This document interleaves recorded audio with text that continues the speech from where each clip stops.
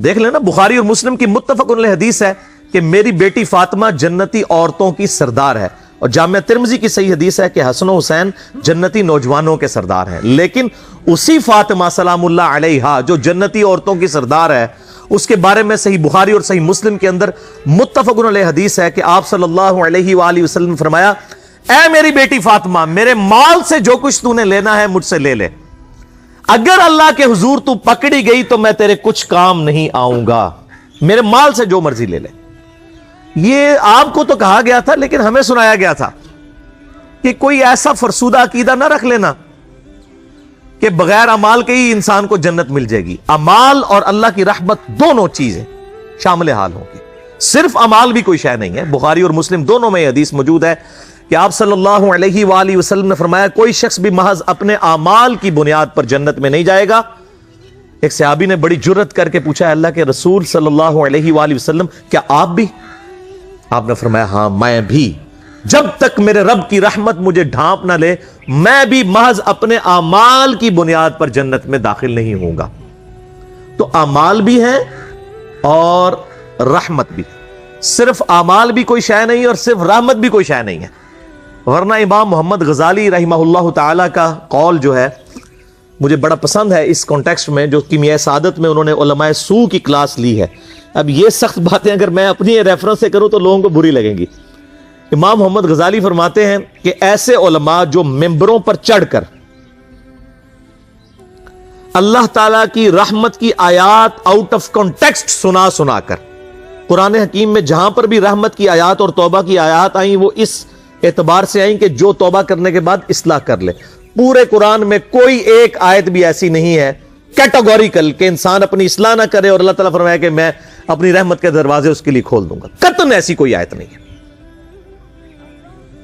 تو جو علماء، امام غزالی فرماتے ہیں کہ اللہ کی رحمت کی آیات سنا کر لوگوں کو اللہ تعالیٰ سے غافل کر رہے ہیں، کیا یہ لوگوں کو یہ میسج دینا چاہتے ہیں کہ قرآن حکیم میں جو اللہ کے نافرمانوں کے لیے دھمکیاں آئی ہیں یہ سب کی سب فضول باتیں تھیں، اور انبیاء کرام علیہ السلام جو اللہ کے عذاب سے ڈراتے رہے یہ صرف شغل میلہ تھا اور آخرت میں کوئی پکڑ نہیں ہونی؟ ایسے علماء واجب القتل ہیں۔ یہ امام غزالی فرما رہے ہیں کہ حکومت وقت کا کام ہے کہ ان پر توبہ پیش کرے، ورنہ ان کو قتل کروائے، ان علماء کو جو اللہ تعالیٰ کا یہ غلط تصور پیش کر کے لوگوں کو اللہ کا باغی بنا رہے ہیں۔ اور اکثر وائزین اس وقت یہی ہیں اور لوگ انہی کی باتوں کے اوپر خوش ہیں، انہی این جی اوز کی باتوں کے اوپر خوش ہیں، انہی دنیا دار علماء جو دنیا داروں کو خوش کرنے کے لیے باتیں کرتے رہتے ہیں اور کہتے ہیں اللہ تعالیٰ بڑا غفور رحیم ہے جی، جو مرضی کرو، اللہ نے ساڑی نوازا نہیں چاہیے دیا۔ اور بھائی اللہ نے کب کہا ہے کہ مجھے تمہاری نمازیں چاہیے؟ اللہ تو کہتا ہے تمہیں تمہارے لیے نمازیں چاہیے، اور نماز کو اتنا کیجول بنا لیا انہوں نے۔ صحیح مسلم کے اندر حدیث ہے، آپ صلی اللہ علیہ وآلہ وسلم نے فرمایا، بندے کے کفر اور اسلام کے درمیان فرق ہی نماز ہے۔ جو نماز پڑھتا ہے وہ مسلمان ہے، اور جو نماز نہیں پڑھتا وہ پاکستان کے شناختی کارڈ میں مسلمان ہے، اللہ کی ڈیفینیشن میں وہ عملاً کافر ہے۔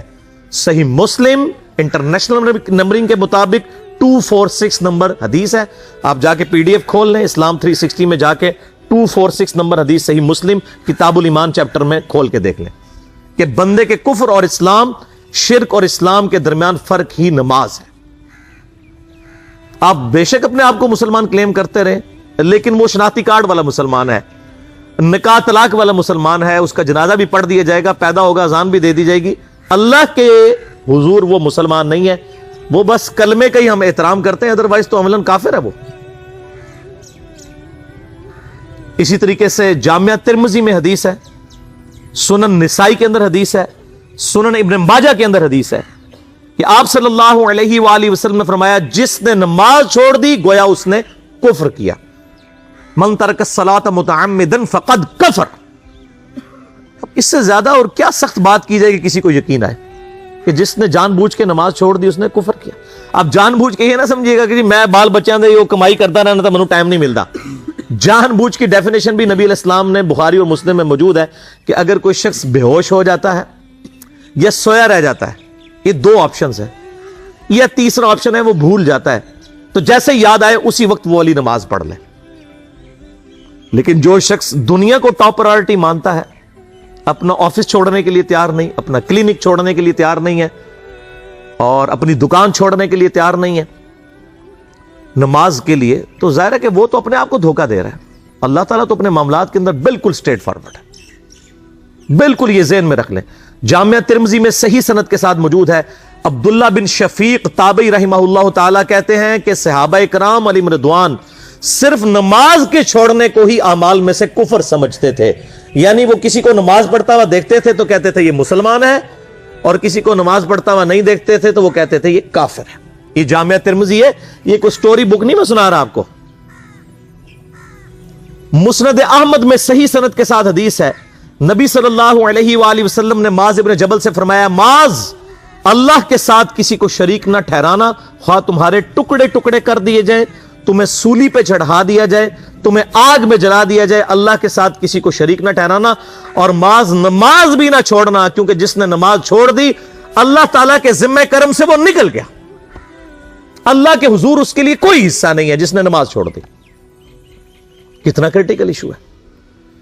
اور اسی طریقے سے مسند احمد میں ہی ایک اور حدیث ہے کہ آپ صلی اللہ علیہ وآلہ وسلم نے فرمایا، جس شخص نے اپنی زندگی میں نماز کی حفاظت کی، قیامت والے دن وہ نماز اس کے لیے نور ہوگی، نجات ہوگی، اور اس کے حق میں دلیل ہوگی، اور جس نے نمازوں کی حفاظت نہیں کی اس کے لیے قیامت والے دن کوئی نجات، کوئی نور اور کوئی دلیل نہیں ہوگی، الٹا اس کا حشر قارون، فرعون اور ابی ابن خلف کے ساتھ ہوگا، والعیاذ باللہ تعالی۔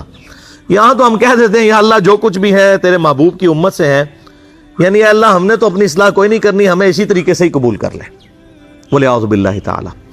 اور کچھ ویسے علماء کا بھی اس میں بڑا برا کردار ہے کہ انہوں نے نماز کو بھی اتنا مشکل فرض بنا کے پیش کیا ہے کہ ایک عام آدمی کے لیے، اور جو دنیاوی معاملات کے اندر بھی انوالو ہے، اور کسی ایسی عورت کے لیے جس کے کئی بچے ہیں، مطلب اس روٹین کے اندر اس نماز کو مینج کرنا مشکل ہو جاتا ہے۔ ہمیں تو عشاء کی صرف 17 رکعتیں بتا دی گئی ہیں، حالانکہ 24 گھنٹے کے اندر ٹوٹل نماز کی رکعتیں 17 ہیں جن کی اکاؤنٹیبلٹی ہے۔ اور میں یہ بڑے یعنی وثوق کے ساتھ ایک ذمہ دار مبلغ کی حیثیت سے یہ بات کر رہا ہوں۔ آپ صحیح بخاری اور صحیح مسلم کھول کے دیکھ لیں، فرض نمازوں کی تعداد جو ہے وہ 5 آئی ہے، اور ان کی رکعتوں کی تعداد بھی بیان ہو گئی ہے۔ فجر کے 2 فرض، ظہر کے 4 فرض، عصر کے 4، مغرب کے 3 اور عشاء کے 4، اور سفر میں سارے 2 فرض ہیں، مغرب کے 3 ہیں۔ یہ ٹوٹل 17 رکھتے ہیں جن کی اکاؤنٹیبلٹی ہے۔ باقی جنا گڑ پاؤ گے انا میٹھا، وہ ساری نفلی عبادت ہے۔ وہ بخاری اور مسلم دونوں میں حدیث ہے، جس نے فرض کے علاوہ 12 رکعتوں میں استقامت کی، اور وہ 12 رکعتیں آپ صلی اللہ علیہ وآلہ وسلم نے پڑھ کے بھی بتائیں، اور امہات المومنین میں سے سیدہ عائشہ نے، سیدہ ام سلمہ نے، سیدہ ام حبیبہ رضی اللہ عنہن نے روایت بھی کی کہ 2 فجر سے پہلے، 4 ظہر سے پہلے، 2 ظہر کے بعد، 2 مغرب کے بعد، 2 عشاء کے بعد، یہ 12 سنت موقدہ، جس نے یہ پڑھی اسے جنت میں محل ملے گا۔ اگر کوئی نہیں پڑھتا تو گنہگاری والا معاملہ کوئی نہیں ہے۔ اسی طریقے سے اس کے علاوہ ایک اور وطر کی نماز ہے جو سنت موقدہ ہے، وہ سیدنا مولا علی رضی اللہ تعالیٰ عنہ علیہ السلام کا قول ہے کہ وطر سنت ہے، سنت ہے، سنت ہے، مگر اسے مت چھوڑو۔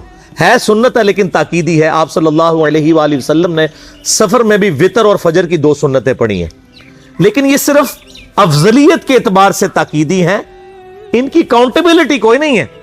البتہ یہ ضرور ہے، سنن ابی داؤد میں ایک حدیث ہے کہ جس کی قیامت والے دن فرضوں میں کوتاہی نکل آئے گی تو اللہ تعالیٰ فرمائے گا میرے بندوں کی جو نفلی اور سنت عبادت ہے اس کو تول لو اور فرضوں کے ایکویلنٹ قبول کر لو۔ تو آپ اگر یعنی سنتیں پڑھیں گے تو اس کے ایکویلنٹ نفلوں کی کوتاہی پوری ہو جائے گی، ادروائز اکاؤنٹیبلٹی اس کی کوئی نہیں ہے، یہ ذہن میں رکھیے گا۔ صحیح بخاری اور مسلم دونوں میں حدیث موجود ہے، ایک صحابی آئے، انہوں نے کہا یا رسول اللہ صلی اللہ علیہ وآلہ وسلم میں جنت میں جانا چاہتا ہوں، مجھے کوئی شارٹ کٹ بتا دیں۔ آپ صلی اللہ علیہ وآلہ وسلم نے فرمایا اسلام لانے کے بعد نماز، فرض نماز کو قائم رکھ، پھر فرمایا فرض زکوٰۃ ادا کر، فرض روزے دے، روزے جو ہیں وہ ان کو ادا کر اور روزے رکھ۔ حج اس وقت فرض نہیں ہوا تھا، وہ زندگی میں ایک بار ہے۔ تو اس نے کہا یا رسول اللہ صلی اللہ علیہ وآلہ وسلم جتنا آپ نے مجھے بتایا نہ میں اس میں ایڈ کروں گا نہ اس میں سے کوئی چیز مائنس کروں گا، اور یہ کہہ کے وہ چلا گیا۔ آپ صلی اللہ علیہ وآلہ وسلم نے فرمایا اگر کسی نے کسی جنتی شخص کو دیکھنا ہے تو اس کو دیکھ لو، جو یہ کہہ کے گیا کہ میں فرض نماز سے زیادہ کوئی نماز نہیں پڑھوں گا, صرف فرض روزہ ہی رکھوں گا, فرض زکات ہی دوں گا. اب روزہ اور زکات میں تو ہمارے علماء کو اور عام پبلک کو بھی جو دیندار لوگ ہیں ان کو ہضم ہوتی ہے کہ کوئی شخص یہ نہیں کہتا کہ بھئی پیر اور جمعرات کا روزہ, صحیح مسلم میں حدیث ہے کہ آپ صلی اللہ علیہ وآلہ وسلم کے نفلی روزوں کی یہ روٹین تھی. کوئی آپ کو یہ نہیں کہے گا کہ جس نے جمعرات اور پیر کا روزہ نہ رکھا اس کے رمضان کے روزے ہی قبول نہیں ہوں گے, کوئی کہتا؟ کیونکہ ان کو پتہ وہ نفلی ہے. اسی طریقے سے زکات تو صرف 2.5% ہے نا, باقی تو نفلی صدقات ہیں جتنے مرضی دیں. کوئی شخص نہیں کہتا کہ نفلی صدقہ نہ دیا تو آپ کی زکات بھی قبول نہیں ہوگی. الٹا یہ کہتے ہیں او بس جی زکات دے لو تو باقی سارا مال پاک ہے. لیکن جب فرض نماز کی باری آتی ہے تو اس وقت وہ 12 رکھتے ہیں بھی, سنت موقع بیچ میں گھسیٹ دیتے ہیں. وہ بھی صرف فضیلت ہے. ٹوٹل 17 رکھتے ہیں, 2 فجر کی, 4 ظہر, 4 عصر, 3 مغرب, 4 عشاء. یہ میں کو اپنے لیے گراؤنڈ نہیں بنا رہا, میں تو الحمدللہ اس کے علاوہ بھی نفلی عبادت کرتا ہوں. لیکن میں بتا رہا ہوں خدا کے لیے لوگوں کو دین ایسا مشکل نہ پیش کریں کہ جو نبی علیہ السلام نے امت کو وہ دین نہیں دیا ہوا. اپنی مرضی سے انجیکٹ نہ کریں دین, لوگوں کے لیے مشکلات نہ کھڑی کریں, ان کو فرض نماز تک رکھیں. پھر انشاءاللہ کئی لوگوں کو میں نے اس طرح نماز شروع کروائی, انہوں نے سنت نماز بھی, نوافل بھی شروع کر دی ہیں. لیکن آپ کم از کم وہ ڈیٹم لیول تو اچیو کروائیں لوگوں کا. لیکن فرض نماز کی باری آتی ہے کہتے ہیں نہیں جی سنتے بھی حصہ ہیں. کہاں سے میرے بھائیوں حصہ ہیں؟ وہ 17 رکھتے ہیں.